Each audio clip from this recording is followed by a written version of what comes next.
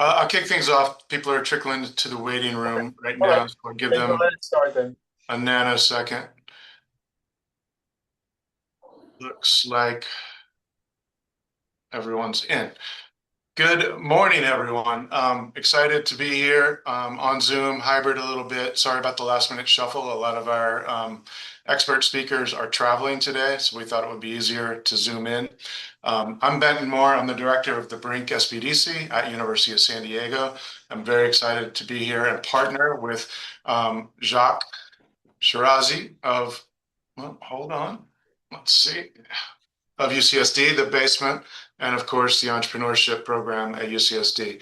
San Diego is and remains the best, most collaborative place in the country for startups. And I will keep saying that until it's no longer true. I've been saying it since I think 2000. So this is a great combination of all the entrepreneurial work we do. We're really excited about the SBIR coming back online. And we're kicking off a 4-week workshop that starts on Monday.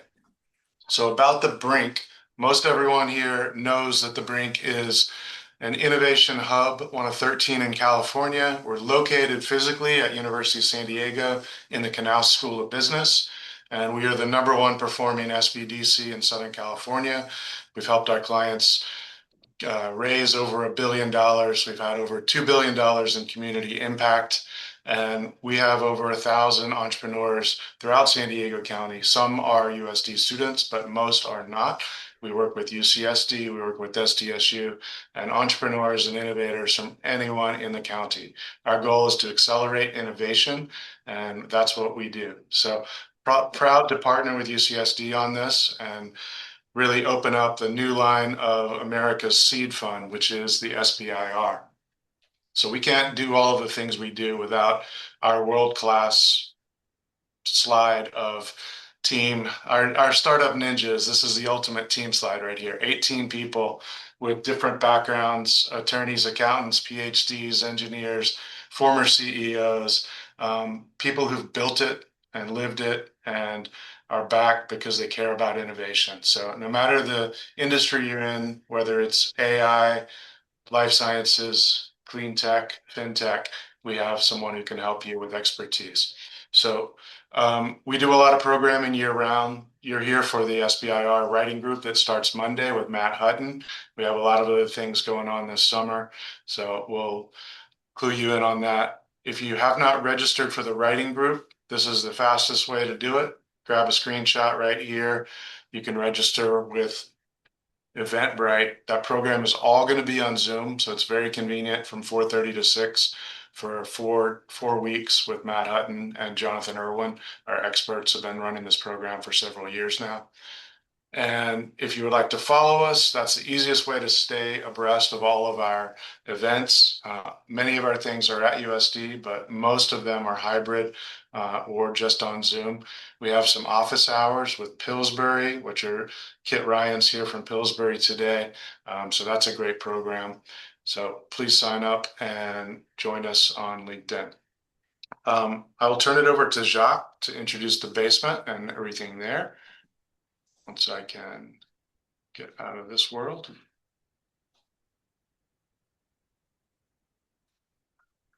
All right, Jacques.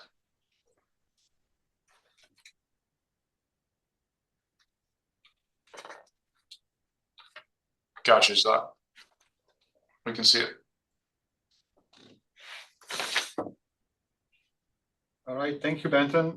So my name is Jacques Shirazi. I'm the director of the basement. This is the space you're in right now. So welcome for everyone to come to a small conference room. Sorry for the change of schedule. I'm also the director of the Entrepreneurship Center. I actually work for the Office of Innovation and Commercialization. It's basically a tech transfer for the university. 2/3 of my colleagues are helping folks like you kind of go from research to impact. So we help you from disclosure all the way to licensing. The group that I'm in, we're helping you go from an ideation into potential to market. So that's the reason why we partner with the Brink, bring their expertise around SBIR. But we're here as a team. OIC is here to help you. We run classes, workshops, incubators, accelerators on campus. OIC is just this large organization that is helping, accelerate commercialization for the campus. We're focusing on innovation, but also workforce development, and that's kind of the main goals. In terms of disclosure, university is actually pretty good compared to other universities. We disclose a lot of invention per year. We also have a lot of licensing. We are one of the highest in terms of the UC campuses to start companies. So it is a really good sign of the creativity and innovation that we have on campus. And it also speaks to the region, that we're a very innovative region as well. This is a map of some of the things that we offer, where we have proof of funding. I would definitely encourage some of you who are not familiar with things like AIM, accelerating innovation to market. We have incubator program like the Horizon Accelerator. So if you have any questions, there's a lot of things going on campus to support innovations coming at specific schools or departments. We're one of many centers, so come to us if you have questions. There is probably something within your area that you could take advantage of in terms of space, mentoring, formal programming, and funding as well. There are also amazing resources that we offer. There's like startup toolkits that are designed by our office, and we'll share those slides that you could use that are helpful. We have similar things like the Brink. We offer legal advice as well as other forms of support for mentoring, industry expertise. We also have a platform that we've been involved for a while. If you wanted to use the startup science, this is a really good way to get you familiarized with the concept of building a business, but also connecting with potential investors as well as a mentor on this platform. The last thing I was going to mention is if you're interested to come back and see what the younger minds are doing on this campus, it's mostly students. We have a huge demo day on this floor in this space. It's coming on May 21st. If you want to come hang out and challenge these young entrepreneurs about their ideas, is the place to come and participate. So that's all I had. I'll turn it back to you, Benton, for introducing the first speaker. Just a quick question. Sure.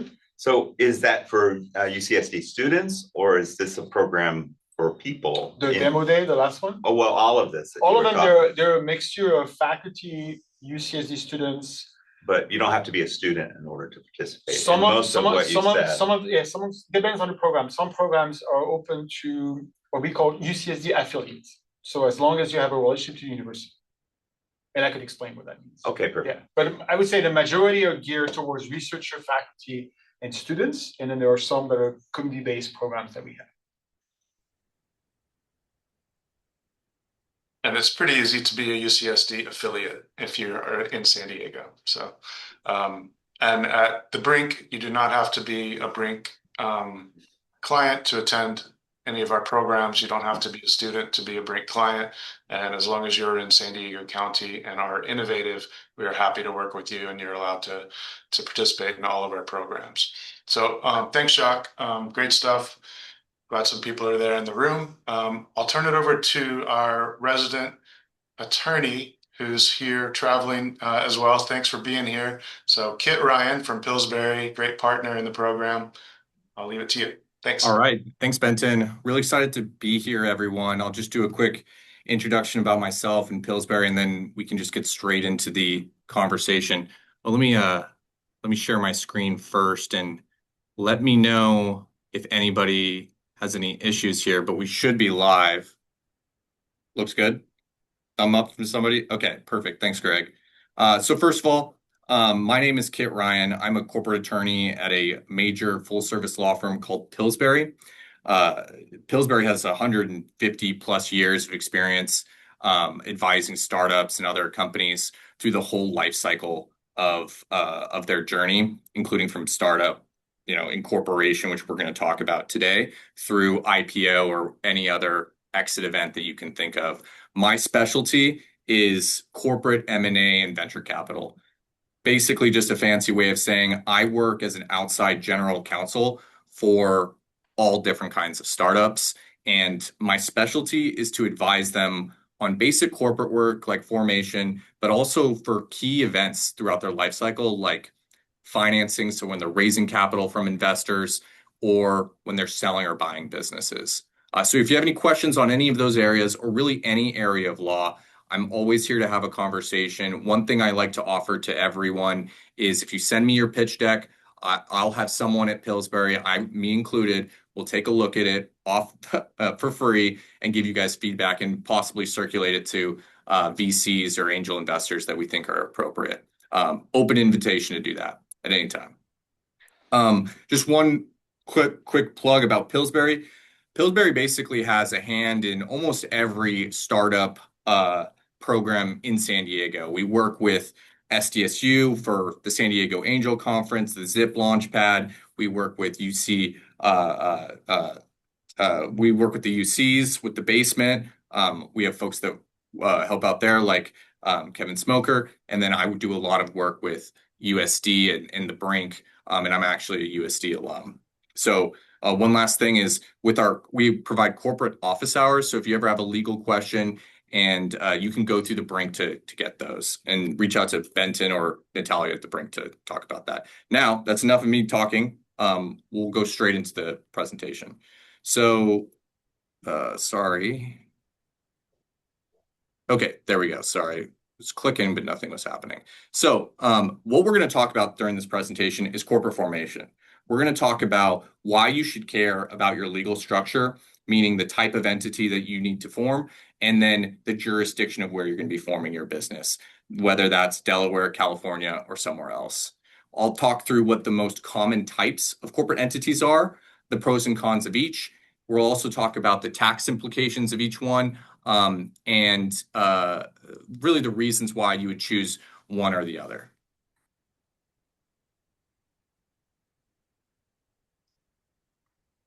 The main thing about choosing your type of entity and jurisdiction is that it impacts things like management, your potential liability, your ability to get funding from prospective investors, and you really want to build a structure that creates an incentive for management and tax efficiency. Those are all the things that we really think about. Here's a list of the different types of entities. I will just go quickly through a few of them because they're less common. Your sole proprietorship. This is the most basic type of entity that you can form. You can actually accidentally form a sole proprietorship if you just start operating a business without forming a formal entity. That entity is taxed through a flow-through, meaning you get taxed individually for the income that's generated by the sole proprietorship. The next one here is the limited partnership and the general partnership. Both of those take 2 or more people. It's similar to the sole proprietorship in that you have flow-through taxation, again, meaning that you individually or your partners will split the income and it'll show up on your tax return, and you will have to pay personal income tax on that.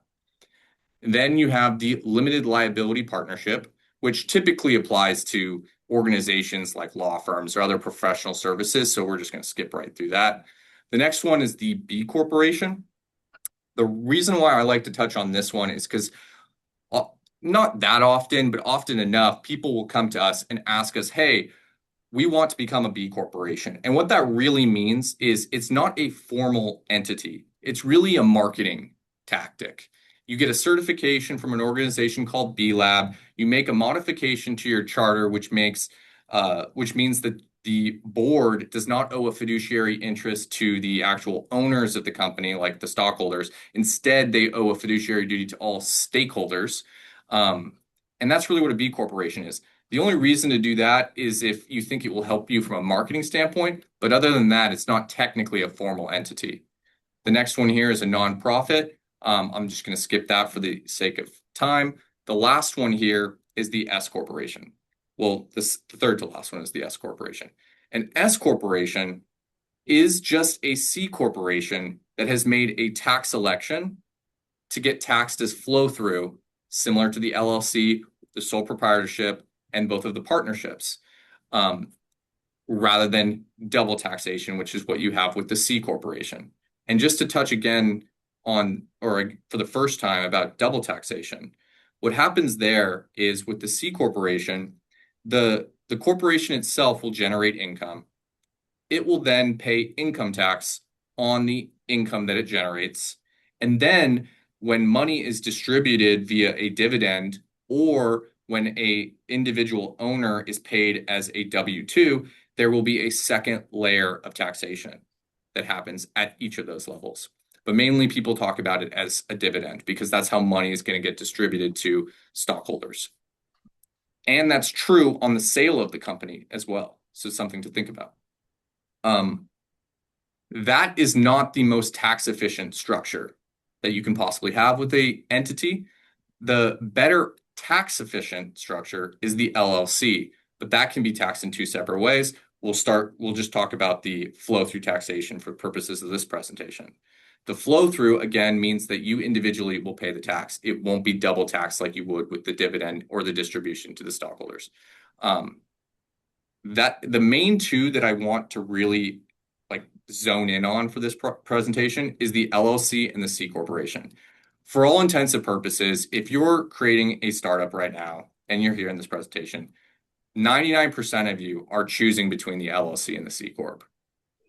The general advice that we like to give at Pillsbury is if you're going to create a family style business or a company that's not going to raise institutional funding, the LLC tends to be the better option for that subset. And I think the next one here, okay, going to the C corporation. Let me talk a little bit more about why that's better. It's better, first of all, for the tax efficiency that we talked about. It also provides you, the owners of the LLC, with limited liability, meaning the liabilities of the company are not the liabilities of the owner. Now, there's ways that owners can become liable for the debts of the company, but you have to do what's called piercing the corporate veil. It's uncommon. For the most part, there's a separation between the owners and the actual entity. So that's obviously a good thing because doing business is a risk and you're trying to mitigate those risks through the entity structure. And that's why the LLC tends to be better than something like the general partnership or the sole proprietorship because you can be personally liable for those debts for those two entities. The reason why the LLC tends to be better than the C corporation for purposes of family businesses is because of the tax efficiency and they're just easier to form. There's less management that needs to happen. You file one document with the California or Delaware Secretary of State. Maybe you have an LLC agreement, maybe you don't, and that's it, especially if you're a single owner of the entity. If you have multiple members, I highly recommend that you draft an operating agreement or an LLC agreement. They're essentially the same thing. The reason I say that is because it's very important to split up or have expectations going into what's really effectively a partnership between you and the others that are going to own this LLC. So many times we have people that come into our office hours and they tell us, hey, we filed this LLC agreement, but now we're having a dispute. Like I'm having an issue with my partner and we don't know how to resolve it. And there's no operating agreement or LLC agreement in place. And so you don't have the rules or the lay of the land on how things should be operated for the company, who makes decisions, how those decisions are made. And so if you are going to go the LLC route, I highly recommend putting together, and you have multiple people who are owning the company. I highly recommend putting it into an LLC agreement. And in that agreement, you really want to just outline the management structure. Who dictates what is done at what level and how are decisions made and how are distributions made. But those agreements can be kind of complicated, so just be fair warned. The C corporation, however, tends to be the better choice if you're going to raise institutional funding in the future, meaning you're going to get money from angel investors or private equity companies, family offices, or VCs. This is mainly because the VCs and the private equity companies prefer the C corp structure. They understand the laws in Delaware with respect to C corps because it is different than the laws that apply to the LLC, and it provides protection for the owners and also for the members of the board of directors with C corporations. And they avoid the flow through taxation, and so they're not getting taxed on earnings that they have not received back yet. That's really the reason why they prefer the C Corp. And honestly, the only thing that you should care at this point, if your goal is to eventually raise institutional money or get funding, period, is okay, I need to make it as easy as possible for me to be a fundable company. And the way that you do that is you go with the C corporation. These are just the Yeah, can I ask documents a that, question, Kit? sorry, go ahead. Hey, it's Jonathan with Brink.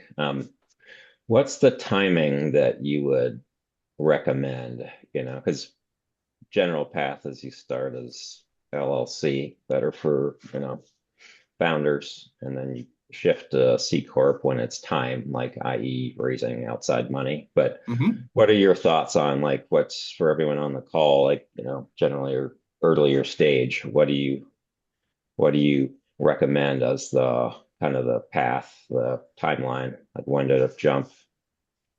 Yeah, that's a great question. We get that question all the time. I think if you have not incorporated yet, you have not formed an LLC, you should just be deciding right now how quickly you think you're going to get to the point where you're going to raise capital. If it's within the next 6 months or even up to a year, I would just say go straight to the C corporation rather than going to the LLC first. But if you decide, hey, I'm going to go to the LLC first, then what you should do is just wait until you have somebody who's going to deliver a check to you. And then at that point, make the time. That's when you'd convert. That's what I Okay, highly recommend. thanks, Kit. Because otherwise, you're paying legal fees for something that might never come to fruition or benefit you, right? And there's downsides to converting to a C Corp. There's also upsides, which I'll talk about later in the presentation. Well, I'm already burning time, so I'll just talk about it really quickly now. When you convert from an LLC to a C Corp, you should absolutely get a tax advisor involved in that process because there's something called qualified small business stock. Qualified small business stock, every single person on this call who does not know what that means should Google it or throw it into ChatGPT right after this call. I mean, it's extremely important for startups to understand because it's a mechanism that you can use to avoid paying taxes in the future. Because what qualified small business stock does is you get up to $15 million or 10 times your adjusted basis for as an federal tax exemption, meaning you won't pay tax for that gain from a federal basis. Now, we're all in California, and so you're all going to pay California tax on it, but you wouldn't pay up to $15 million for your federal tax. The reason why there's something called a LLC conversion, I'm not going to get into that right now, but that's a mechanism you can use to increase that 15 million into a lot more money that you get from a federal tax exemption perspective. This slide, and I know I'm running out of time, but what I would like to point out here is the founder stock purchase agreement. If you're starting a C corporation, you're not the only owner, then you and all of your other founders, and really anyone that you bring into the company, should be subject to vesting and have a repurchase right for the company if they end up leaving the company. It's extremely important because you want to lock people in. Otherwise, if they leave, then you've just given equity away for free. I'll skip over that. The only thing I'll touch on this slide is about the jurisdiction that you choose. If you file for Delaware, which is the typical entity or typical jurisdiction where folks will file in, for the reasons I said earlier about the investors prefer that jurisdiction, you will have to file 2 tax returns. There's other administrative burdens with doing that. And so if you're not planning on getting institutional funding, you've decided you're going to be an LLC, or even you decided C Corp, but your goal is not to raise capital, you should just file in California if you're based in California. But if you're raising money from institutional investors, Delaware is the jurisdiction to choose. I know the important part about this slide is to get SBIR funding, you need to be an entity. There's also a control requirement. So your entity needs to be controlled 50% or more by US citizens. And a venture capital fund or a foreign individual cannot own over 50% of the company. Also, IP ownership. All the IP of the company needs to be owned by the entity, not by the founders, and there has to be a clear line of sight to IP ownership, meaning that every single founder should have assigned their IP directly to the company. Here we just talk about the centralized IP ownership, the founders agreements. It's important to have that IP assignment, even if you're not going to get SBIR funding. You need to have a clear ownership structure, and that's really important. We talked about the tax implications here. We've already gone through this slide. And so I guess at this point, I'm not going to keep filtering through slides here because I think I've run out of time, but can I open up to questions? I think there might have been a couple in the chat. Don't anyone have questions for Kit? Now's your chance. Can you guys hear us in the room? Yes. You go first. So you listed out, so a sole proprietor is not considered a mode of ownership. It needs to be an entity like the corporation or the LLC. For purposes of the SBIR funding? Yes. I'm not exactly sure about that one specifically. I think it's possible with the sole proprietorship, but I don't want to say something that's wrong. But I don't think you should, in any circumstance, rely on sole proprietorship for anything. It's much better to have a fully documented entity structure. I have a question also. Did that answer yours? Yeah, that's fine. When you were talking about Delaware, if I already have a C corp here in California, what would I do to try and transfer that to Delaware? Or is that even an option? Or did I? Yeah, you can certainly do that. So you're in a situation where you're a C corp in California. You're thinking I'm going to raise institutional capital in the future, and so I should have picked Delaware. Unfortunately, for your situation, it's not as easy as I'm just going to do another filing in Delaware.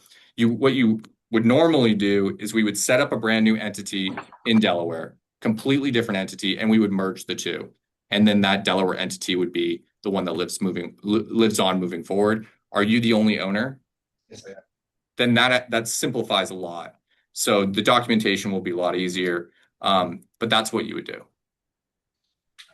Thank you. That's also something I would highly recommend doing when you're ready to get funding. You don't need to go through that documentation process now. When you're at the point where you have a term sheet in front of you, that's just going to be one of the requirements as part of the deal. Thank you.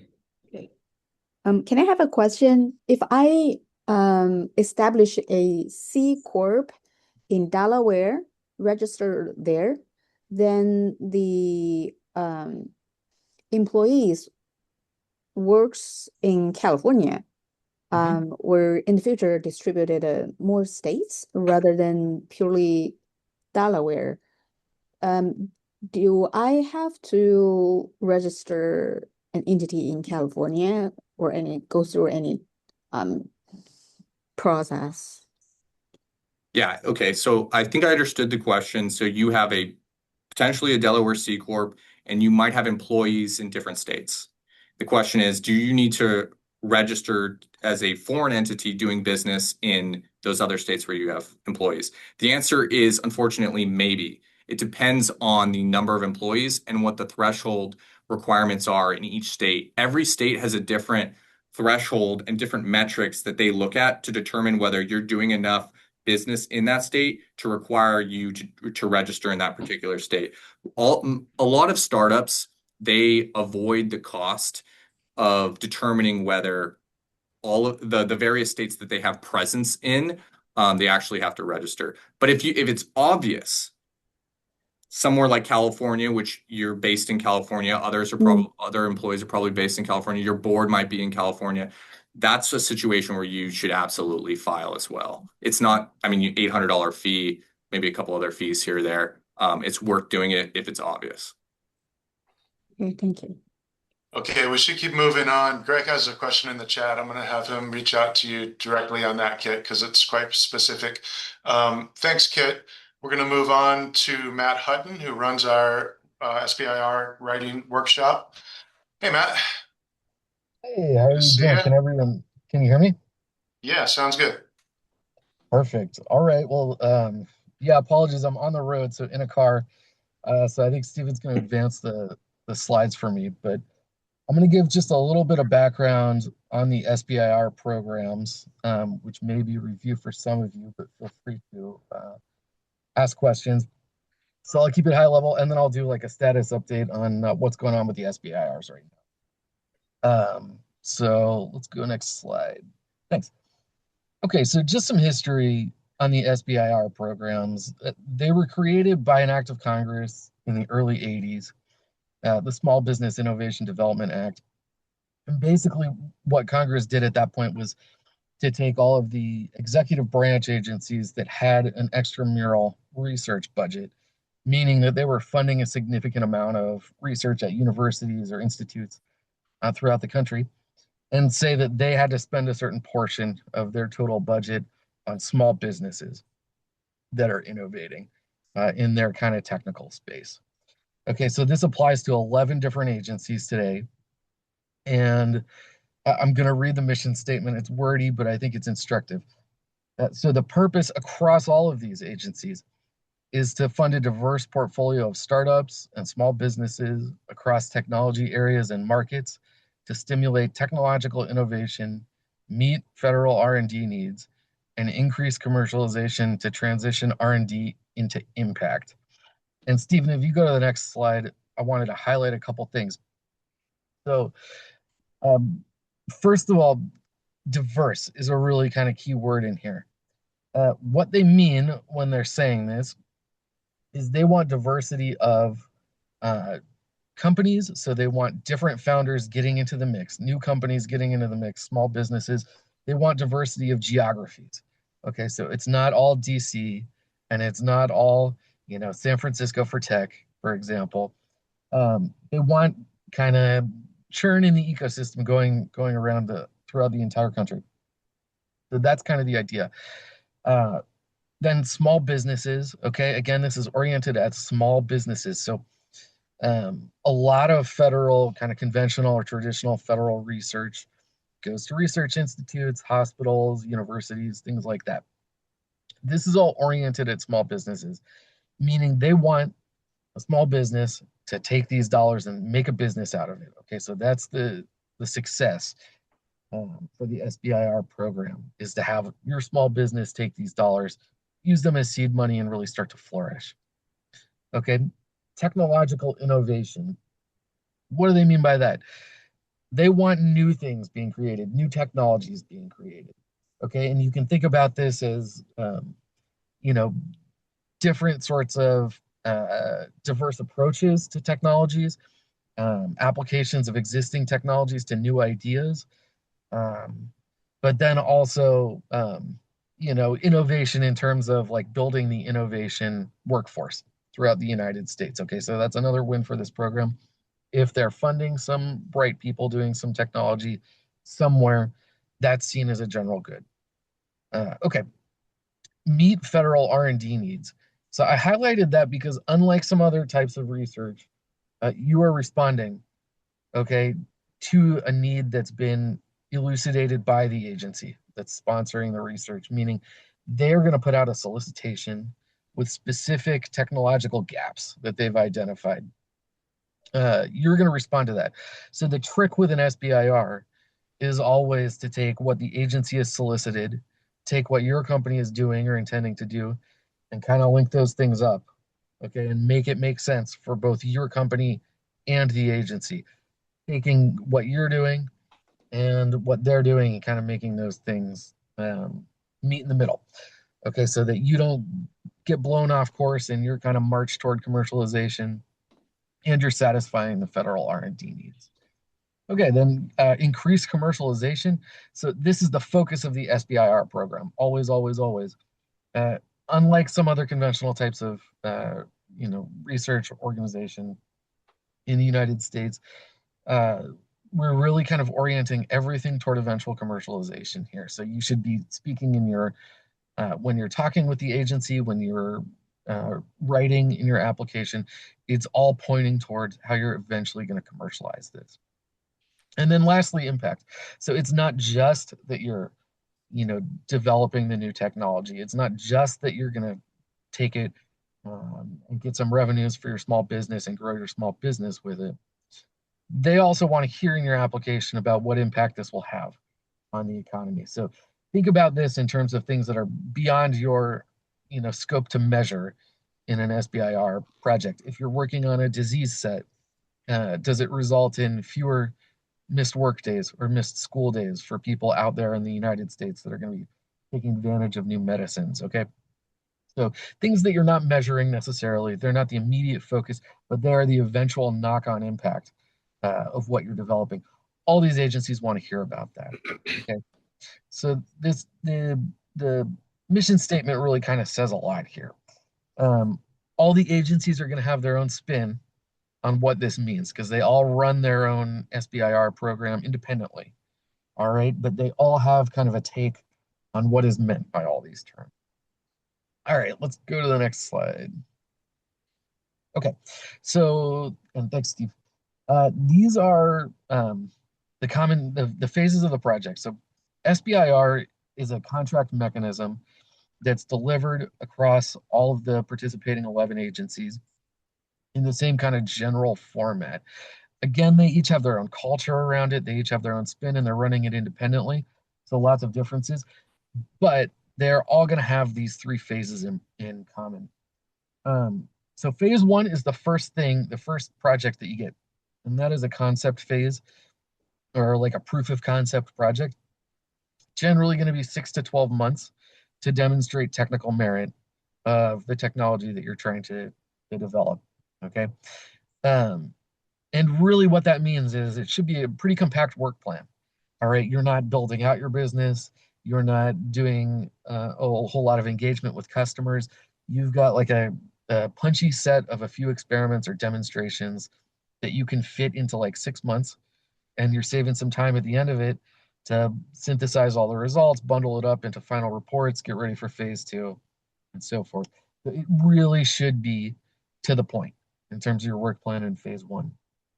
Second phase is kind of an extension of that. Okay, so you're marching a little bit closer to commercialization.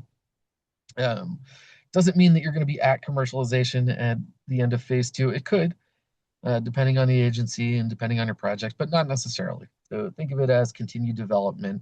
You are expanding on the wins that you delivered in phase one, on the results that you were able to obtain, and taking a little bit further. Usually these are going to be 1 to 2 years, okay, and closer to maybe 800,000 to a couple $1,000,000, something like that, depending on the agency.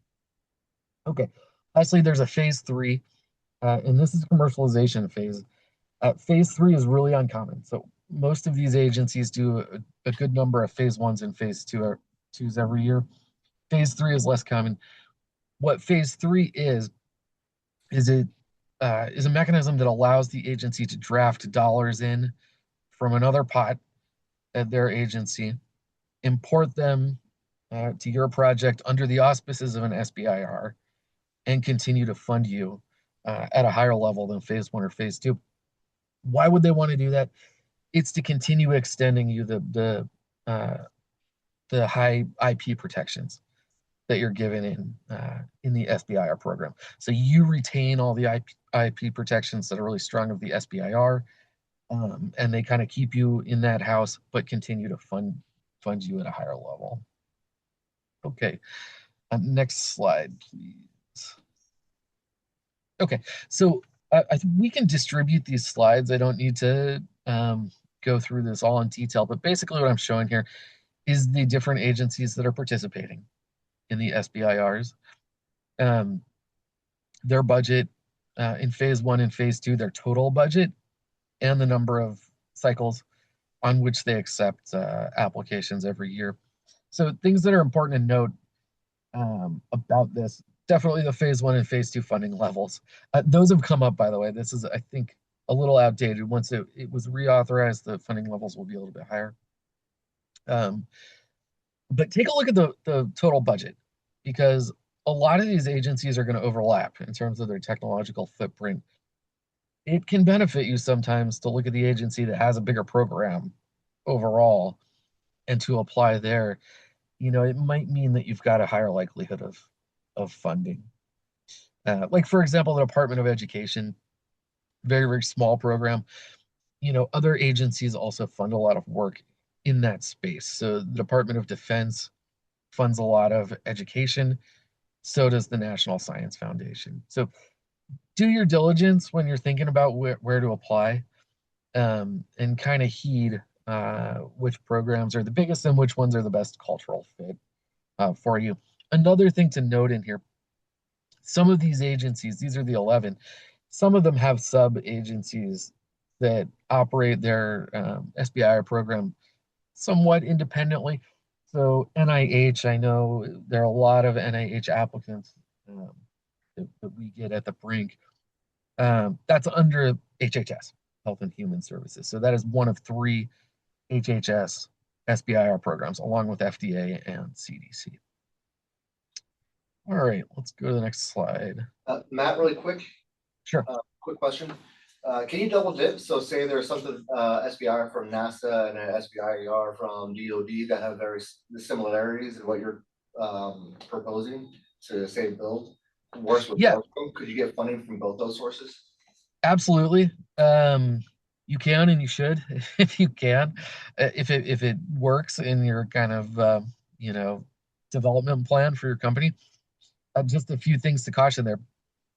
You definitely can't get paid twice to do the same thing. So you need to really differentiate both in terms of your work plan and in terms of your accounting, meaning you have to follow GAAP compliance or GAAP accounting standards.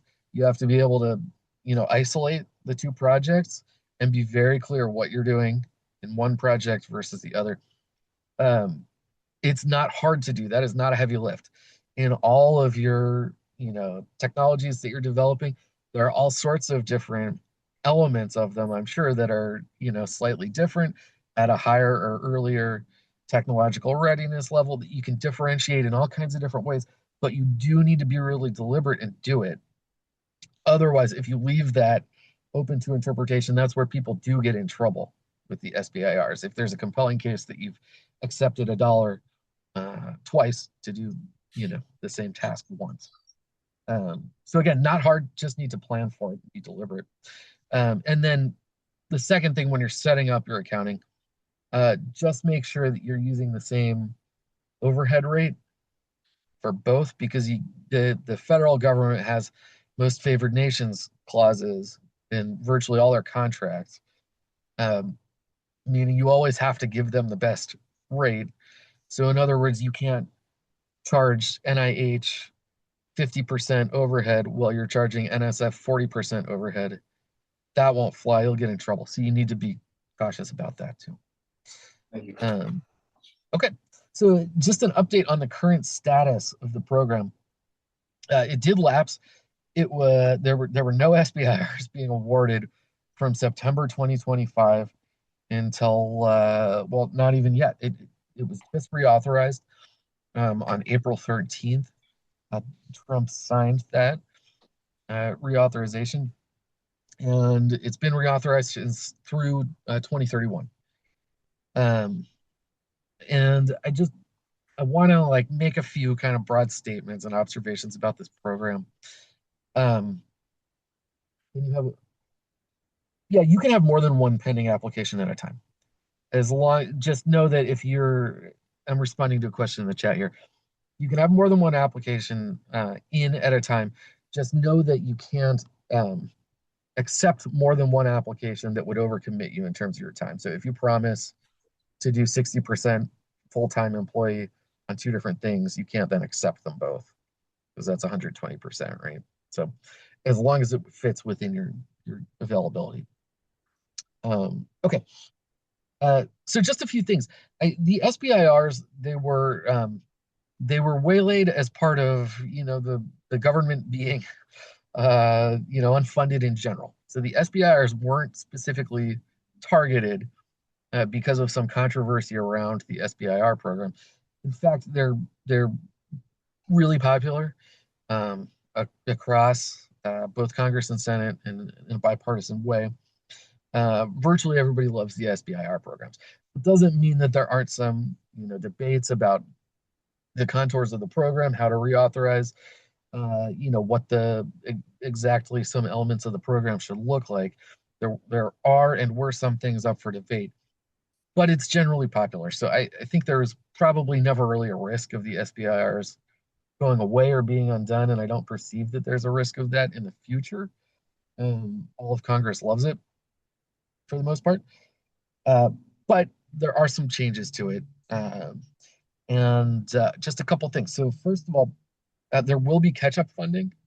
So for the period of time that SBIRs were not being awarded, uh, in the renewal authorization, there is specific language permitting the agencies to do catch-up funding. So whatever they would have spent on SBIRs in the last 6 months or whatever, they are now allowed to carry forward and continue to spend. So there may be a little bit of a bonanza in the coming year. Okay, now changes to the program. A couple of things. So there are now strategic breakthrough awards. These are like very high funding limits. It's up to like $30 million, I think, for projects that have demonstrated, special kind of technical merit or are of unique importance, or national significance. These come along with cost share requirements. Okay, and it's the later phases. So I'm not sure how exactly this is going to interact with phase 3 yet, but there will be some projects going forward that will have much higher levels of funding. Okay, within the SBIR program.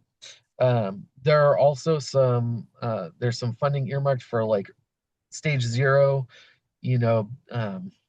programs to kind of help first time applicants get onboarded and figure out how to get their applications in the door. Don't know exactly what that'll look like. Probably a little bit different at each of the agencies, some of which we're starting to do that anyway. Okay. Limits on the number of applications. So one thing that has always been a point of controversy in the SBIRs is businesses that receive a large number of SBIRs over a long period of time, but don't necessarily commercialize. So the purpose of the program, is not to, just win SBIRs and then not doing anything with the technology. The goal is to spin it out, to develop your own revenues with it, so on and so forth. So there has always been some, debate about how to tackle that issue. There is very vague language in the reauthorization that each of the agencies are to limit the number of applications. It's open to their own interpretation. They either have to limit the number of applications that a business can have at a single point in time, limit the size of applications, limit in some way, shape, or form to combat the issue of like businesses just winning a lot of SBIRs and not doing really a whole lot. I think that's going to look really different at every agency.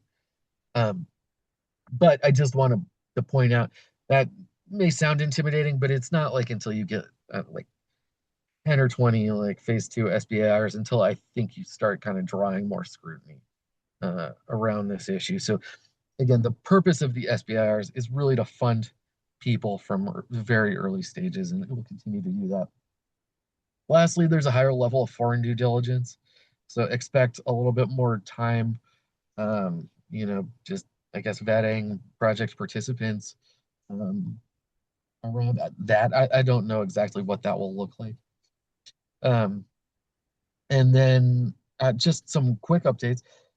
There are a few of the agencies that are accepting applications now. So the Department of Defense has their call open. The NSF is now accepting applications again, as far as I know. And other agencies have been really kind of preparing for this. So the Department of Energy, NASA, and HHS are expected to go in May. So the new NIH, CDC, FDA omnibus solicitations should come out sometime in May. They will start accepting applications probably on their same cycle, which means that they would accept their first applications in HHS around September, toward the end of the summer. Speaking of NSF, Matt, that's a perfect segue to our next speaker, who is an NSF reviewer. Any last thoughts before you jump, Matt? That's it, unless anybody's got any questions. I do have a question. So one of the things I heard in what you said was you can reapply each year. So it's like there's a funding that happens every year. So could you continue to, I mean, as your business evolves, continue to keep filing these each year? Yes, yeah, you I never definitely heard that can. before. So Yeah, you definitely can. Uh, I have a question about the foreign due diligence. Is there any clear guideline in terms of like there's only like a US citizen or green card holder can participate in the project, or the company, let's say, cannot do business with foreign country, or how's that look like? I think it's probably somewhere between those two things, but the most scrutiny will be on, or the strictest kind of requirements will probably be on the principal investigator, and then I would expect kind of less from there. But I don't know exactly what that will look like yet. And the research has to take place within the US, so that's a key component as well. Okay, so let's do Program the, directors should be able to guide anyone who's doing an application. There will be a program director, and they can give you guidance for those specific questions, and they should be getting updated as to what the. So if we have contract research happening outside of the US, would that not be covered? I'm not totally clear on that. I think it will vary agency to agency, probably. In some cases, you can do that. In the past, I don't know what it looks like going forward exactly, and my guess is that it will vary by agency. all right, thank you, Matt. Let's get you out of here so you don't drive off the road and cause some havoc on the highways. So thanks, Matt. Much appreciated. Also, quick plug. So Matt also runs like a kind of a longer form workshop series that we do at Brink at USD. So we're obviously very friendly with our folks at UCSD, and we're kind of do the teamwork thing. So we do it's kind of a follow on to this where it meets 4 times each of the next 4 Mondays. Kind of deeper dive into the submissions and each piece of it. So that starts Monday. It's virtual 4:30 to 6, and we'll probably throw a link in the chat. Anyway, It's in the chat already, and I'll dump it in here again so that everyone knows where to find us. thank you, Benton. And you will see me there. I kind of moderate, but I'm not the talent. Matt is, and also our next guest. I might ask him to appear on that too. So Dr. Greg Tudrin. Yeah, Greg's a friend of ours. We've known each other for years. He's very modest and humble, but he's a complete badass. He's led R&D, commercialization, IP management on 100+ Fed State international grants, SBIRs from NIH, NSF, DOE, NASA, probably others. And he is a active member of NSF Review Council, and he might have told us off the record a little while ago that he was starting to get submissions to review, which is what told us, okay, good, there's a warning trend. Florida Institute Principal Advisor. I'll get out of the way. Dr. Greg, hop on. He's going to chat for a couple slides, but really it's more the Q&A piece of the puzzle because slides are boring to everybody, including me when I share my own. So it's more to have a casual conversation. All right, Greg, all you. Let's see if I can go ahead and share my screen. Window, share this guy. All right, can everyone see my my slides? Looks good. All right, excellent. Well, thank you, Ben. Thank you, Jonathan. It's great to join you guys. Good to see some familiar faces. And Matt and I always enjoy listening and learning everything that's going on your side of things as well. So even though I've been involved in this for a while, it's always a learning experience hearing from you guys as well. So yeah, so my name's Greg. I run Greg Tudrin Industries, GTI Consulting. And my background is sort of both sides of the fence. I started off at university and started writing grants with my professor, and then eventually started writing grants as a small business owner and innovator, where many of you guys sit today. Got really good at that at a biotech company that we started out of New York. At any given point, we had about 10 to 15 grants running, both on the federal side and matching on the state side. So that's something I can talk a little bit about in sort of my tips and advice section. Raised, about 28 to 29 million in SBIR funds with that startup. Brought in another 15 million, followed on by another 60 million through Robert Downey Jr.'s led venture fund. Grew that company out to Europe, and then started talking for SBIR Road Tour. Gave some talks at MIT and Scripps for IP and commercialization.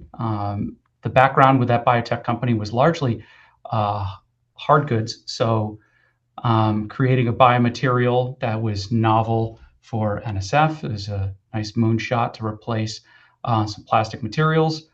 Got into the manufacturing space and began working with some other plastics alternative companies. Birthed another company out of Berkeley up north. Grew them to about a 250,000 square foot manufacturing space, partnered up with Fortune 100 companies, and they ended up doing quite well. And here I am again, sort of looking for the next big innovation. I like to build the watch, not necessarily wind it and get it off, and my birds fly away and start changing the world. So I think to date I've raised over 90 million in undiluted grant funds. And what I do now is I sort of act as a fractional CTO for startups. I have anywhere between 12 and 24 companies that I advise, either directly or through other organizations like LARDA, which is TABA services that you get through phase 1 and phase 2 SBIRs. And then I'll also work with Cooley LLP and Perkins Coie LLP. Maybe I'll start working with Pillsbury. But yeah, I do a lot of pairing up research plans with how to build out your IP at the same time. And essentially, those sort of go hand in hand with putting together your work plan and your budget and how you target specific needs of agencies. So, and then beyond that, I've helped out companies with things like 9003 loan guarantee program, bio-based materials through the USDA, so $160 million loan guarantees, 90% guaranteed through USDA. So commercialization, both from the technical standpoint. My background is chemical and biological engineering, as well as material science and polymer physics. So I'm technical enough to be dangerous with the actual work plans that people put together. So, all right, let's go to the topics. Enough about me. So these are topics that are sort of from the last time I spoke. So I'm probably going to deviate a little bit from this, but in general, perspective from a reviewer. So I have been sitting in with the NSF review teams to try to get caught up. So there's a couple of things that I wanted to give advice on from that perspective. Now, as a new proposer or some of the companies that are just getting into this, as Matt mentioned, there's intellectual merit aspects. You are going to be putting together work plans that have technical objectives, and they have to be appropriate for the time frame. Like Matt mentioned, 6 to 12 months for phase 1. You don't want to be overambitious with what you're going to try to cram into that time frame. So that 6 months to 9 months time frame for a 12-month period is appropriate. Like Matt mentioned. You will be graded on intellectual merit that has to do with the groundedness of your actual science that you're proposing, but you'll also be scored on broader impact. And this isn't necessarily just the moonshot content, which is very important, but it's also market. Is there actually enough market pull for what you're proposing, or are you essentially building a better mousetrap, which is really important to look at and be self-critical about, because a lot of times, if you're looking at $100 million market for NSF, they may not be quite big enough for what they're looking for in terms of global impact. You don't want to look for your TAM, SAM, and SOM more on the $1 billion side of things, and then you can shave it down to show exactly what your beachhead is for something that's digestible, something that you're not going to take 50% of the market in year one. You have to be pretty practical in your approach, because it's going to be reviewed both by people coming from university for the technical side, but people coming from industry for the business side of things. And ultimately, to bring it back to high level, the SBIR program is really trying to do two things, right? One is increase GDP, and the other one is create jobs in America. So they eventually want you to show, either in the phase 1 or the phase 2, that you have a path to get this to market, create jobs, and sustain yourself, and not necessarily become a grant farm where you only survive off of grant proposals. They want to see, all right, are we engaging with the market? Do we have feedback with customers? Particularly in a phase 2, you're going to want to have more product evaluation. I would become familiar with TRL, technical readiness level. Those are sort of NASA-derived values from 1 to 9 from concept out to launch readiness. Phase 1, you're going to want to try to be in that 1 to 4 level. So something maybe a little bit past drawings on a napkin, more towards a prototype by the end of a phase 1, your proof of concept. And then phase 2 is more commercialization. All right, now we're taking that from the bench and we're taking it out to market. You might have a pilot as a target at the end of or during your phase 2. Now, in both of those, you're going to want to keep in mind the R in SBIR. That is important. It does have to have research in it, right? So in this, again, sort of back to that moonshot, it has to be revolutionary, not evolutionary. So incremental engineering is something that's been a topic of discussion, where is it more appropriate for funding to come from traditional routes like venture or private equity, where there's a return that's pretty much guaranteed. Phase 1 and phase 2 SBIRs have to have a reasonable amount of risk, where you can't necessarily take it to a traditional investment route. Your angel investor in this case is the federal government. So you have to demonstrate, I recognize where the risk is. And that also helps demonstrate the technical merit of the proposal. And then you have to address how you're going to get around or mitigate that risk with your work plan, which is sculpted by your technical objectives. And then those technical objectives can be broken down into tasks or subtasks. And that will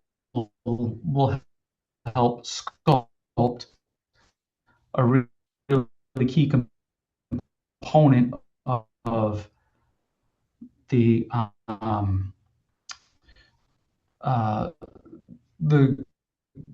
proposal, which is your budget and your time, right?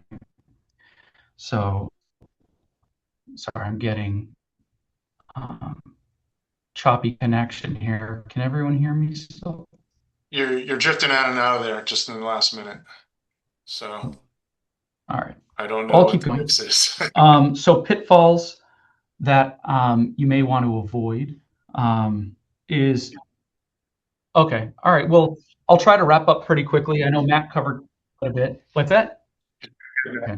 So the best thing I can provide you as advice is make sure you understand your topic and your topic fit. Proposals, people will spend a lot of time trying to make their innovation fit an agency rather than reaching out to the program director and asking them, right? So their contact information is available. If you can reach out to them, talk to them, a lot of times they're very eager to learn what you're working on. And it also is helpful for getting shifted from one topic to another. They want to fund things, they want to hear what's out there, and then it'll also help bring awareness to your company for the next round of solicitations. I really like that.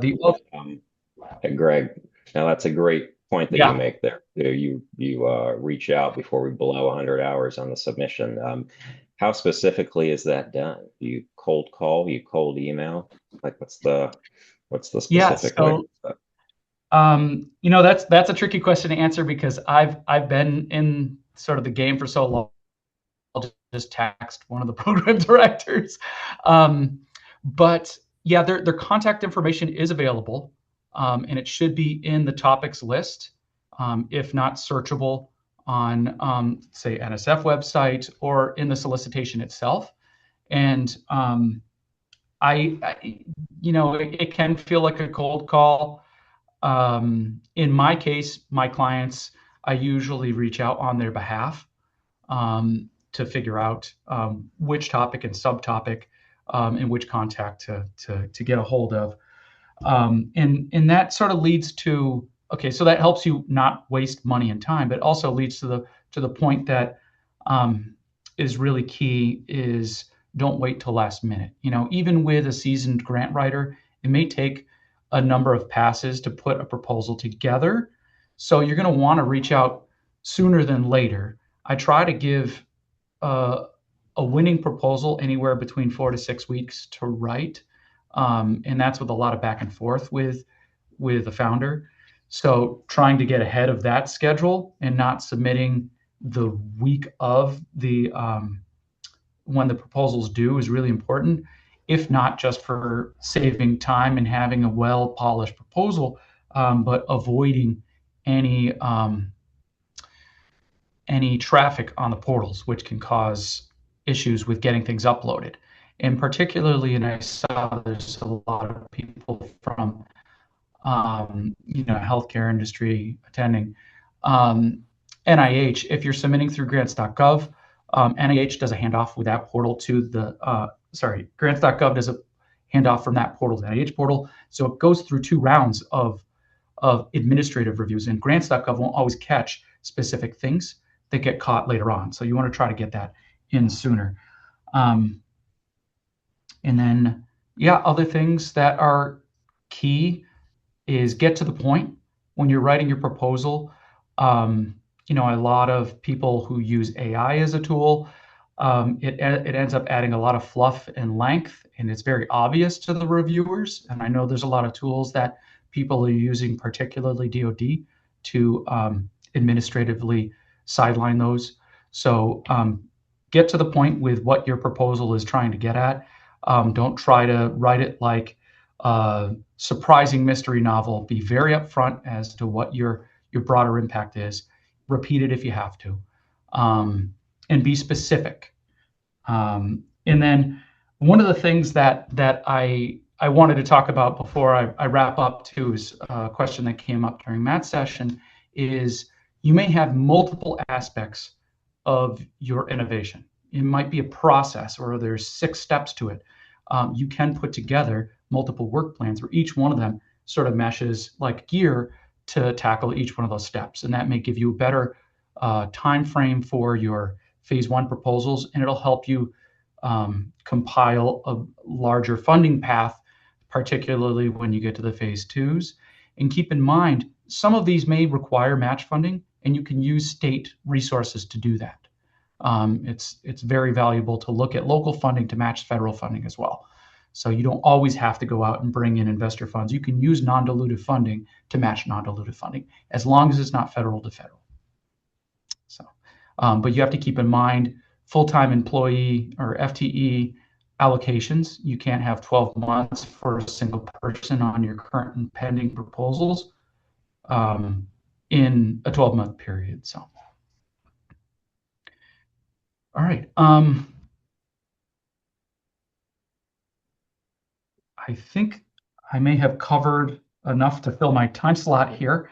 I'll open up for questions. I sort of rushed through. Hopefully I'm not over time. But. No, you're good, Greg. Thank you. That was very informative and super helpful. There's a couple of questions in the chat. Doesn't the NSF also accept short pitches and give you some feedback before attempting the full application? Yes, so that's a very good point. It's actually a stage gate now. So I believe about two and a half years ago, it's a requirement because there was so much overload with reviewers and calling in ad hoc reviewers. Now the stage gate is the pitch, which has to go in and get approved, and you get an invitation to move on with a full proposal. So that's specific to NSF. And then there's also DOE has white paper requirements. So if you were able to take a screenshot of Matt's timeline, definitely check in on the DOE if you're applying for DOE proposal through EERE Exchange or whatnot. Those are usually a month to 2 months ahead of time, and it's a window that opens and closes very quickly. And you're not allowed to put a proposal in unless you have a placeholder. It doesn't have to be very detailed, but you have to have that essentially receipt that you've told them you're going to be applying. It's very similar to how NSF is doing now as well. And I would say if you get through a pitch with NSF, you're in a good position. It's not a guarantee for an award, but they're getting very particular about that screening process to make sure everyone saves time and money when putting together proposals. Excellent. And then there's one more question. Can one person be a PI on both NIH and NSF applications at the same time? Yeah, absolutely. You just have to make sure that you don't over allocate. So the minimum requirements are that person has to be 50% or more employed by the company. That doesn't mean that you have to be 50% time allocated to that grant. Most of the time, it's 1 month to 2 months. So your budget for key personnel is largely what drives your intellectual merit. You can put your PI on for 2 months and have other people rotate in to support technical aspects underneath them, and then have 6 different projects that one person is leading as a PI. It's very common with professors, actually. But you have to be very certain that over the proposed time period, you don't have 13 months allocated in a 12-month period, or else you will be flagged. And something has to either be reduced, or you get administratively rejected without review, and or you could be flagged for waste, fraud, and abuse. And while the special agents that run that program are very nice, you don't really want to call from them. It's not the best. So Greg, I had one other question, if it's okay. Yeah, absolutely. So you're talking about grant writers versus writing. See, we're doing a program where we learn to write the grant, but is ultimately our best strategy to have at least a grant writer review what we did, as opposed to just submitting based on what we learned from this program in terms of writing? So I think in your case, you're in a program that a lot of people don't necessarily have access to, and San Diego is, like mentioned, one of the best innovative locations. Particularly, you got the Brink, you've got SBDC funding, where you can have that team provide you advice. Typically, what I try to do with clients who are pressured for funding more than time is give them a service to essentially act as a reviewer, give them feedback and input on how to strengthen their proposal, and then give it back to them to work on. That would be the best use of your time, because then you learn the process. And once you have sort of your recipe, messaging, and everything pulled together, you can sort of reuse that. The boilerplate stuff around commercialization plan for your company in general, you can reuse. The work plans and strategy for a specific aspect of your innovation has to be unique to every proposal.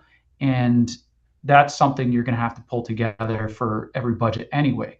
So that practice for the first one is always good to have a second set of eyes, and then you can polish it going forward and even sort of stand on your own. Now, I've been involved with some companies that have more money than they have time, so I end up helping build out their proposal portfolio, if it were, and strategies for jumping from phase 1 to phase 2 to phase 2B, or phase 2A and DOE situations, but giving them a full timeline of funding out to either venture or loan guarantees where you're in the hundreds of millions of dollars. So I have one question here. So do you have any to share regarding the phase 0 SBIR? That's for like a brand new startup company without any SBIR funding in the past. And also your thought on the new changes on the SBIR, like the limit on the grant and also the foreign due diligence. So let's start with the first question. Phase zeros. I find them useful if you don't have a resource like you're using right now, particularly if you have someone to review sections of your proposal. I found that something like Dawnbreaker or even Larda in the earlier stages when they were still doing phase 0, they were helpful for very, very fresh people, but their hands were sort of tied with how much they could actually provide you. Eventually, they became to the point where they couldn't roll up their sleeves and necessarily help you do the work. They could only give you feedback. And I don't know, I mean, depending on which agency and which firm is involved as a contractor for that, they differ. I found that after doing it once or twice myself, phase 0 wasn't necessarily as valuable, but that's sort of the point, is it's for first timers, because you're not given that opportunity for if you've already submitted one. So if you have it as an available resource, I wouldn't turn it down if it's free. But I think you guys have a really good resource in UCSD and the Brink and the basement and whatnot at your fingertips. So definitely use that. It's probably going to be a little bit more valuable than your traditional phase zeros that at least that I've used, years ago. All right, great stuff. Thank you so much, Greg. And this is a lot of the technical information you can learn in the workshop that starts Monday. Greg, hang out as long as you like. I know you're on the East Coast, so appreciate you zooming in. We'll see you soon. We'll have some Q&A after everyone presents. Up next from Turbo Innovate, we have Alvaro Ortiz. Hey, Alvaro, good to see you. It's a pleasure to participate again. I appreciate having thinking of us as part of partners and just helping people and innovators apply for SBIRs. So let me go ahead and share my screen. Loading, loading, loading. And then present. All yours. Looks good. I'm switching over to slide mode. Hello, everybody. For those who aren't familiar with me, I'm Alvaro Ortiz. I'm part of OmniSync. We're a local San Diego-based company that has been supporting innovation since 2020. In our early days, that just focused exclusively on SBIR capabilities, and that's one of the things I'll be talking about in this presentation. So the basic idea is that what is our platform designed to do? We're trying to make that process of applying for grants using technology easier for a lot of the innovators. Back in 2018, I think Rupak, who is our CEO, and his partner, Norman Huang, who's the CTO of the company, they weren't actually in the process of applying for an SBIR themselves. I think they were working on an idea. But at the time, they found that the process was not the best for them. And so they were thinking of potential ways they can improve this process. And they thought that the use of software, like a TurboTax-like solution, if you will, could be beneficial to that effort. And so that's what our Turbo SBIR platform was called, which was our first iteration of the technologies we've developed as a company. And so the idea was that, if you're interested in applying for a specific agency, we've got these workflows in place that you would use to start the entire application, get to the grant writing portions, get through a lot of the administrative sections, and you can save like 50% of the time based on what Rachel, who's our director on grants and contracts, has said. She was one of the people who worked before me at the company and said that that's sort of the time savings that we've kind of provided for people using our approach.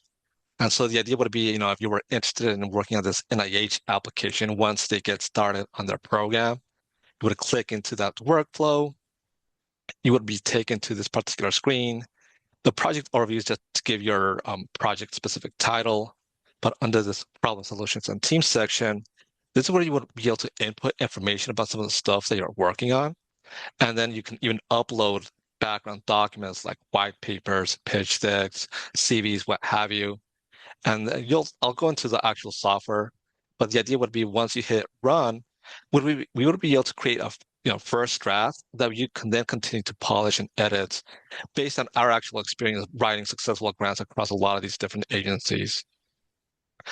And so as part of this, on top of the first draft that you're going to get, in the library, you're going to have a folder outputted specific to the agency of your interest, where my team has created samples or templates that you would use to just quickly get through the administrative sections. We would provide additional documentation that you would use to kind of guide you on the completion of that specific section of the agency. And then, of course, we even provide step-by-step instructions on how to submit your full proposal to these various agencies, NIH, NSF, DoD, what have you. But as we kind of, here's just an example of what one of our templates would look like if you were to start a proposal. But something that's kind of, at least for us, that we've developed over the years is what else could we potentially provide innovators in terms of like information to help them with the success of their technologies, right? Going to market. So through our own SBIR efforts, we were funded through the United States Air Force on building this innovation database that people can kind of use to better understand what's happening on the market across all areas of science and technology. And so the idea is that based on the technology you're working on, ideas you might be thinking about, you're going to be able to enter a description of something that you're working on. And on this Pulse tab, we're going to be able to kind of give you an idea of what's happening on the market based on a lot of the data that we're continuously ingesting into our data sets.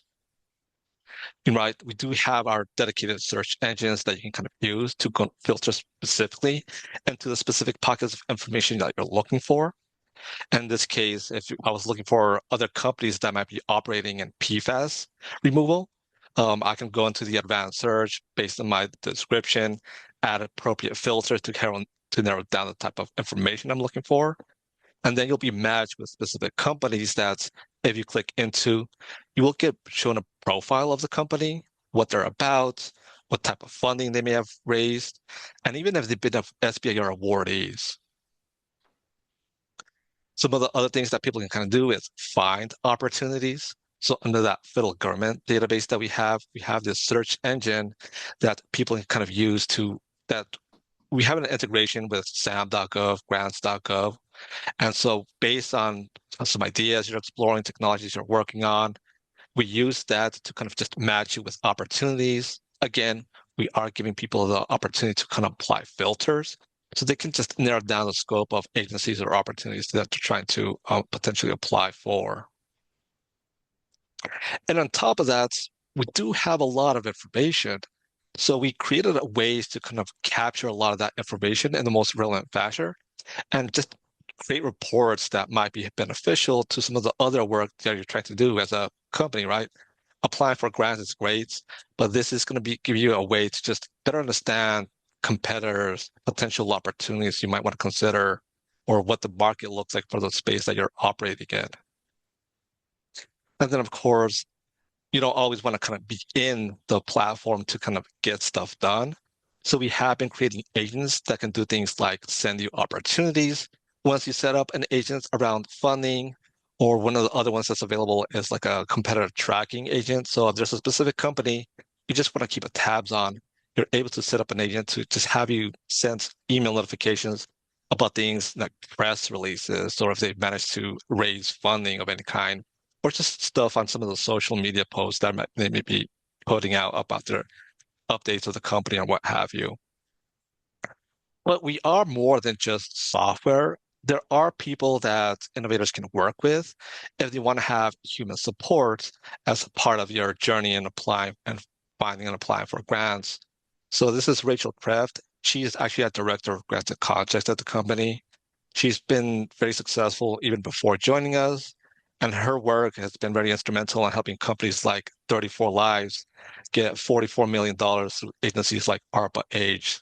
So we're also kind of, and kind of like Greg, we can also kind of provide those insights as to how you as a company should be applying for that NSF grants or the Department of War grants, Department of Energy grant, whatever that might be. We can kind of provide those insights for you. She is responsible for a lot of the grant writing that some of our, human support clients over the years have benefited from. And of course, helping just identify potential opportunities, not just SBIRs. There's another teammate, Peter Batazare. Yeah, His can I role hop in in for terms a of the sec, human Alvaro? support. What was that? I said, I just wanted to hop in real quick. Jonathan with the Brink. So for the prior colleague of yours, what are the costs on, like, ballpark on something like that, kind of more active? Yeah. So in terms of all these pricing for us, we do have a range from just self-service options, which is like our SBIR only plan starts at $500 for a whole year.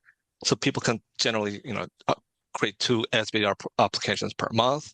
And in terms of like our human support plan, at the moment, it's like $6,000 for a whole year of working with our team on multiple applications. Got yeah. Any percentage of awards that are granted? In terms of like success rates? Yeah, no, I'm saying a lot of platforms. I'm like, we're friends of yours and Rupak, so we know y'all, but lots of platforms like Grain Engine, etc. So there's a flat fee, but then if you receive an award, then they get 3 to 10% of it. So at least on our current model, it is just like a flat 6K up front, but we could potentially move, for clients who kind of like our approach over to a completely success fee model if both sides like the style of engagement, right? Like we have good clients, they kind of execute on some of our expectations. They actually like working with Rupak, Rachel, and Peter. They appreciate the kind of support and work we're doing. So it is a possibility if people kind of want to potentially move towards that style of engagement. Yeah, thanks. So then, yeah, we have Peter. At least for the human support side of things, his role is kind of like reviewing your proposals, the administrative sections. Everybody's trying to do different things. Everybody has different budget targets for what they're trying to use the money allocations for. What he would do is just kind of like flag potential issues that we've experienced, so you can kind of go back and just figure some of those things out. Especially for first timers, going through the process of actually submitting your SBIR is sometimes harrowing. So he has actually helped guide people over Zoom submissions on how to submit your NIH proposal to the SBIR report, I believe. NSF, DoD, a lot of these different agencies sometimes use different portals. So he's happy to just kind of provide additional guidance on how to do so.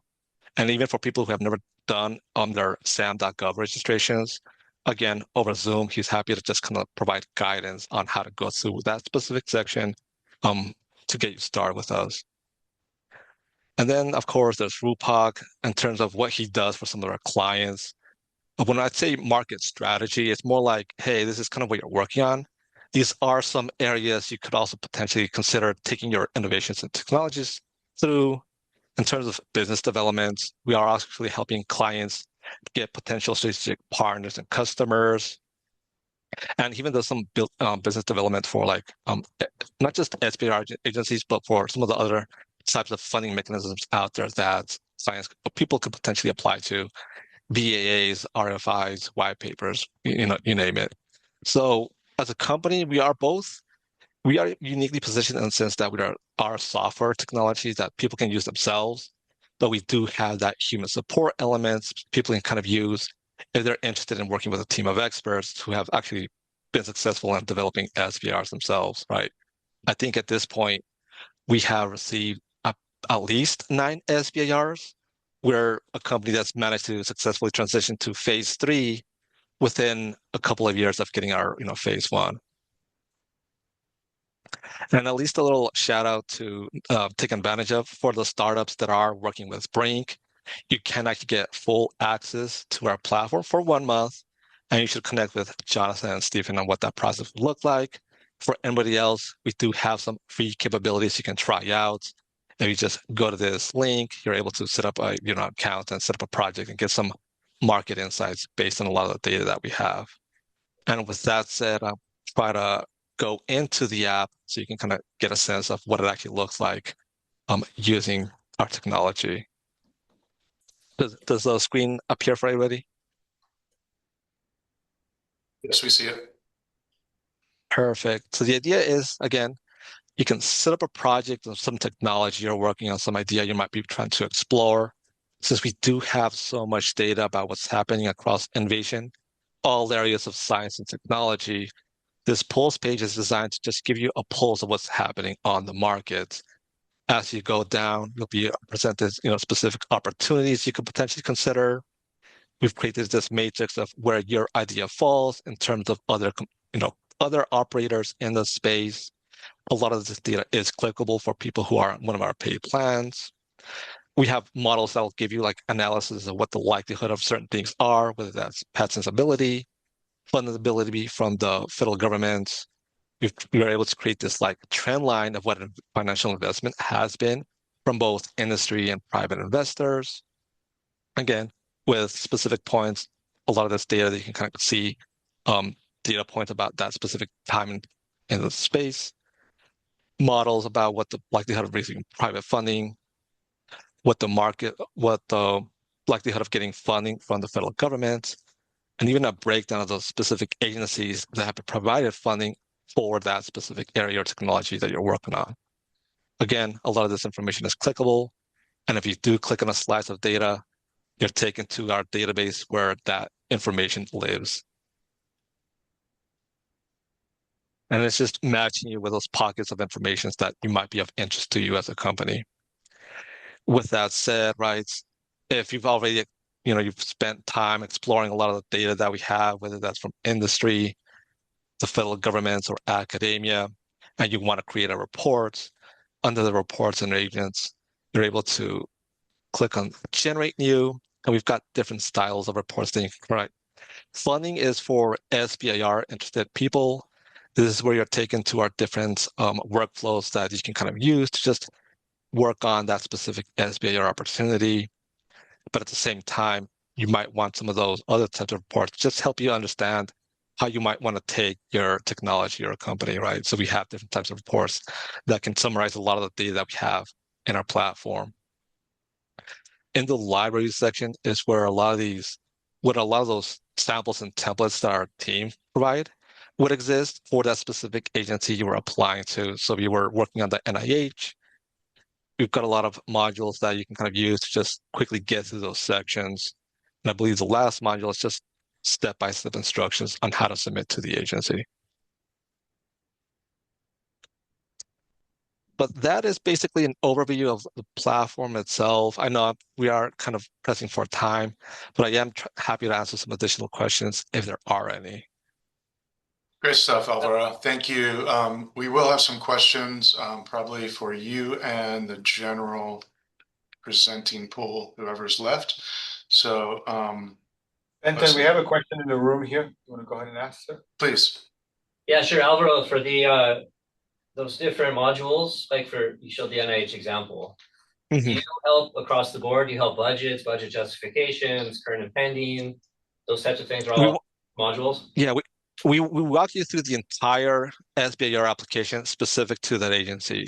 And since, based on updates that happen with a lot of these SBIR agencies, my team does go through the solicitations to see what's changed. And we make those updates to our workflows to reflect those changes because we want to make sure you will have a compliant proposal for your submission. Because one of the ways that people get dinged on their SBIRs is they have non-compliant applications. And so that's why we designed these modules to ensure that you're going to be satisfying the requirements specific to that agency in their current program. So follow up and now let someone else go. Does that mean, for example, when you're working with the university, you're able to run a data validation or something so that the specific required forms like the NIH forms are all now coming from Science CV for the thing? Are those going to be caught if it's not the right one, if it's not signed appropriately or not correct on the right form from the sub or from the prime or both? So they're basically samples and templates that you download. There's going to be an associated documents or guide that you would kind of refer to help you complete that section, right? It's always going to be different for somebody who's doing clinical trials for medical devices versus somebody who's doing like a digital health platform.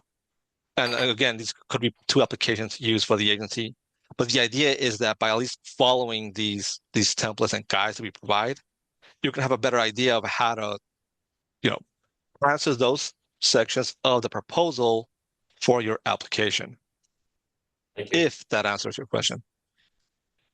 I have a question. So regarding applying for SBIR, does it matter if the company is a LLC or a C Corp or S Corp? So the company structure itself doesn't matter too much. You just have to keep in mind those eligibility requirements, right? That a lot of the work that you're going to be doing is done in the US because this is taxpayer funded. That the ownership structure of the small business or whoever of the entity that's going to be applying is majority owned by US citizens and green card holders. I know that was a question. So if you are in the process of potentially accepting investments, one of the things you do want to kind of consider is, if there are foreign investors, how that might play into the ownership of your small business in compliance with the SBIR program. It is possible that you can have foreign investors as part of your startup or company or entity or what have you. But at a certain point, if they own more of your company, that could just disqualify you from the program itself. Yeah, I can hop in a little bit on that. So Kit, he touched on it earlier, but the rule is you can be a sole prop or a GP, like a general partnership, to submit an SBIR application. So you don't have to be a corporate structure to submit and able to accept an award. Then you do. That's the, I don't know, like the letter of the law, but the story behind the story is other folks we've talked to, including Greg and Hutton, say it's perception wise, it just looks, you're viewed as more professional and more, further along if you have formed a corporate structure. So LLC is fine, doesn't have to be a C Corp, but that's kind of the letter of the law is you can be a sole prop. But beyond that, it's probably not a good, it would increase your chances of being ignored if you're a sole prop or a GP. I'm not an attorney though, but I know attorneys.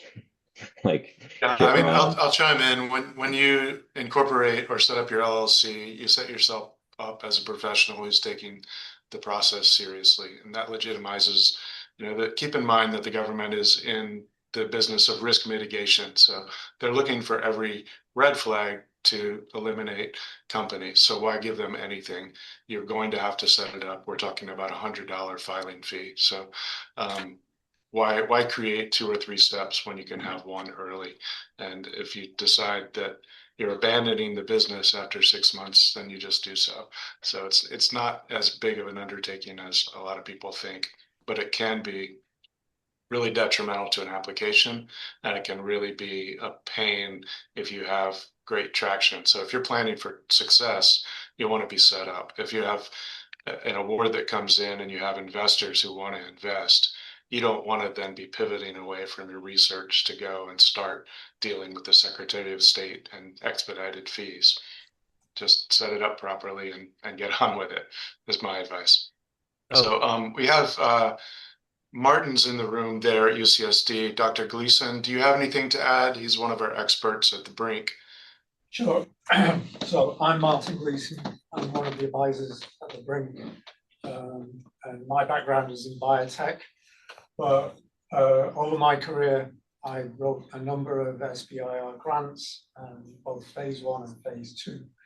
And the only thing I'd like to add to everything that's been mentioned is just to emphasize, SBIR money, when you're a small company, is effectively free money.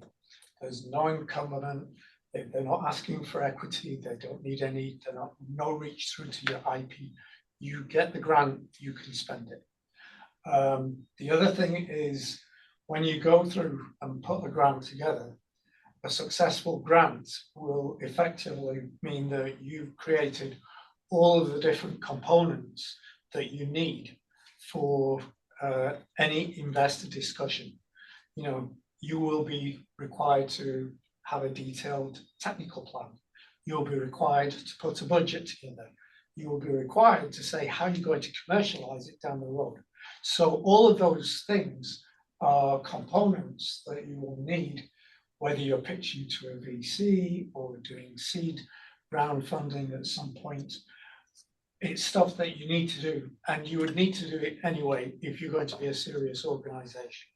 So by doing and going through the process of applying for an SBIR grant, you effectively are putting in place all of the components that you need in order to be a successful business. So it is not a futile effort, even if you don't get funding.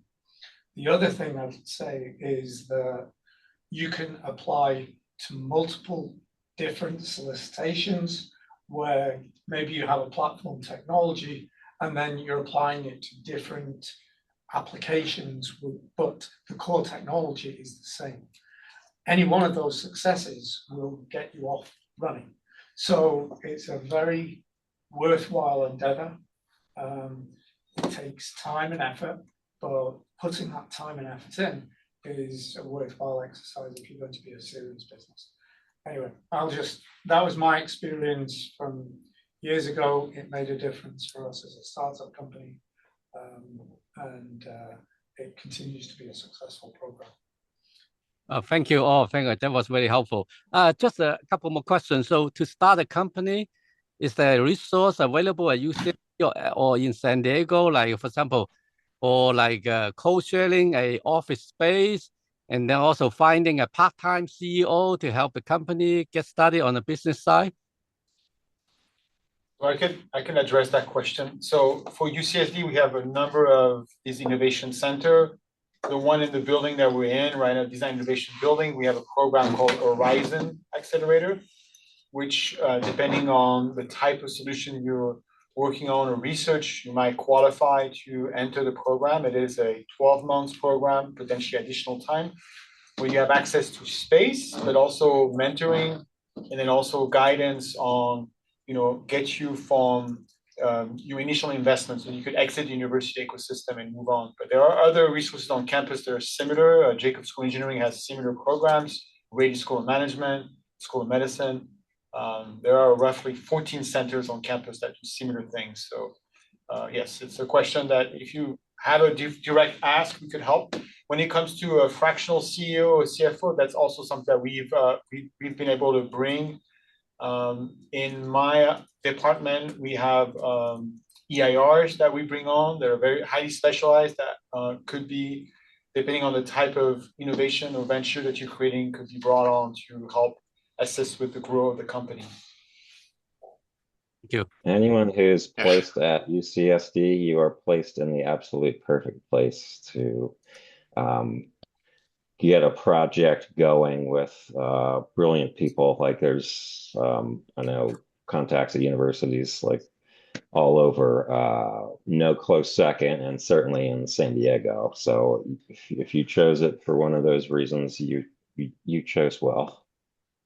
Yeah, and you're free to work with the Brink. We're an innovation hub. We have a legal clinic that helps with a lot of that. We have legal office hours, and we have 18 world-class advisors, including Jonathan there and Martin and Matt, who's running the workshop next week. So you're in the right town for incredible resources, and SDSU has quite a lot of resources as well. But you can reach out to any of us, and we all work together. So it's not a competition to see who can help you the most. We all collaborate on making sure that innovation moves forward in San Diego.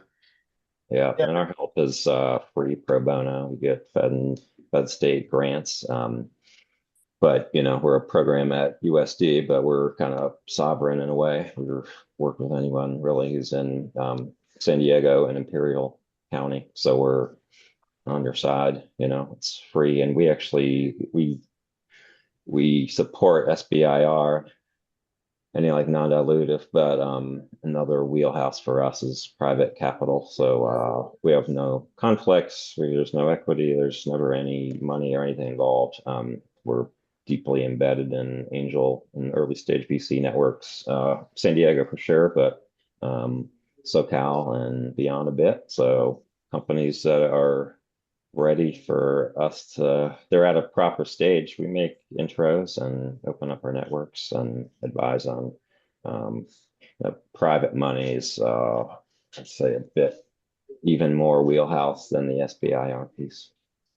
And then to add to all, I mean, a lot of successful companies that have come from UCSD or elsewhere, they've leveraged this ecosystem in the region. So I think they started here on campus, but then they eventually went to the Angel Conference, used the Brink. So it is a combination of all these resources that will allow you to really leverage the excellence that we have in the region to help you launch your company. Yeah, and there are a lot of great accelerators and incubators in the state of California, Y Combinator and Techstars. But what is different about the Brink and UCSD in the basement is we don't take equity. We have no agenda other than to help you because we're grant funded. We do not own anything in your company. So we can give you very candid advice, maybe too candid for some CEOs, but as a former CEO, I can say that it's really important to have an impartial pair of ears to go through startup with. Startup is very challenging. It's the most rigorous job you could ever have. So knowing that who you're talking to has your back and has no agenda other than to help you succeed is really important. That's great. So I guess we can also schedule individual Zoom or personal meeting to explore like the starting office space or lab space, or like CEO or CFO, the business team, right, to get some help on starting those. Yes, yeah, we you're asking like 12 different foundational questions that are all important. Let's start with the SBIR workshop on Monday. Get you registered so that you can work with the basement and the Brink. And yes, we can set up individual sessions and work The through. short answer is right. Our UCSD friends plus us, yeah, we can probably figure something in there out. But yeah, pop on Monday and go from there. Any other questions about SBIR or the grant writing workshop that's coming up on Monday?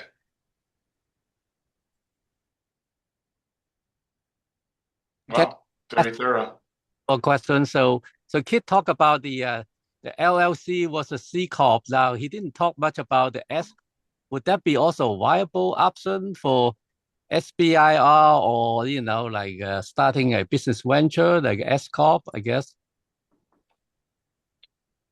Yes, an S corp is fine for starting the company, but you're going It's the same as an LLC. You just have to know that you're going to be making another step to convert if you are successful and have any other partners or investors come in. So most startups that are planning for success set up as a C corp, either in Delaware or California. You can, if it's going to be many, many years before you take on investment, set up as an LLC or as an S corp. You just have to know that it does not start the clock ticking on what investors really look for, and it doesn't fully protect you the way that a C corp would when it comes time to hire people and raise money. So it's a question of how many steps do you want to do and what's your timeline for raising outside funds. So I guess the C Corp, like looks more business savvy in terms of SBIR, right? To the outside, Exactly. Exactly. It's not having an S corp or an LLC is not detrimental to SBIR or grant applications. Yeah. That they're seen as professional and fine for research-based organizations. But if you are a sole proprietor, that's different. That does not look professional and that's frowned upon. So there are two components, right? SBIR, grant world, and then corporate and investment. So in the second world, when you're talking about raising institutional funding, a C corp is always required. So yeah, I see. So if you go with the Delaware C Corp, what happened? Let's say some certain California agency like a CERM, they require a California company. Then, but if you register as a Delaware C Corp, then you would register to practice business in California. That work? yes, yeah, most every Fortune 500 company is a Delaware C corp. Most startup companies are Delaware C corps. If you're based in California physically, you just register as a foreign company. That's what most companies that are based in California are. Delaware C corps registered to do business in California. I see. Okay, so but the If only if you want the gold standard that any grant reviewer or any venture capitalist or any angel investor is going to say ticks all the boxes, it's a Delaware C corp and then registered to do business in your home state. I see. That sounds good. Okay, so that would take care of the California requirement when you apply. Yes. Yeah. Alternatively, you can set up as a California corporation, and then that's just one step. Yeah, I see. So only thing you just have to file tax return, for both Delaware and California. That's only probably, in the beginning, right? Yeah, Yes, that's correct. more or less. And Yeah, you're gonna have to file a tax return for any corporation. Yes. Benton, can you bring back the slide about signing up for the workshop on Mondays? Folks would like to just sign up, or even those online, just make sure people have a chance to take the QR code if you don't mind. Yeah, I'm gonna dump it in the chat because that's a little faster. But it would be great if you could bring the slide, because people have their phone here in the room, so just because we Yeah, can't. let me get the QR code. Thank you, appreciate it. So for those online, you have the Eventbrite, please register. This is a great way to get you ready for your SBIR submission. And then Benton will bring it up on the screen. Let's see. Chuck, I have one last question. When would it be advantageous to apply for an STTR over an SBIR?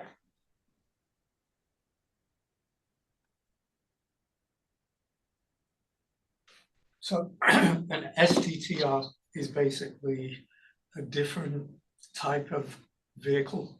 It's a government contract as opposed to a grant.